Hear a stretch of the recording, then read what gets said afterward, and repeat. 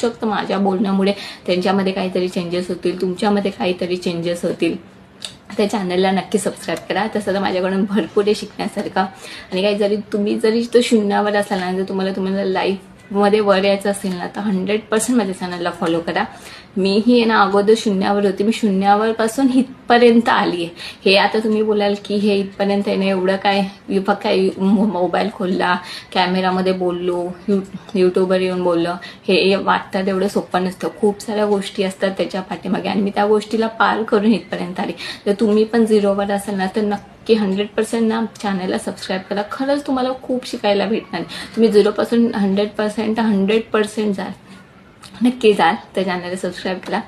तर hello guys, तर आजच्या व्हिडिओचा टॉपिक आहे चेंज. तर आपल्या आयुष्यात कधी कधी असे चेंजेस येतात ना की ते आपल्याला ना बदलावं लागतं, आपल्याला चेंज व्हावं लागतं, न चाहते वेळी पण चेंज व्हावं लागतं. आणि त्यावेळेस काय होतं की आपलं मन नाही करत ते चेंज करण्यासाठी, आपण ना नकारात्मक होतो किंवा आपल्याला असं वाटतं अरे बाई हा चेंजेस ना आपल्या लाईफमध्ये का आलाय, तर हा चेंजेस ना आपल्या लाईफमध्ये का आलाय.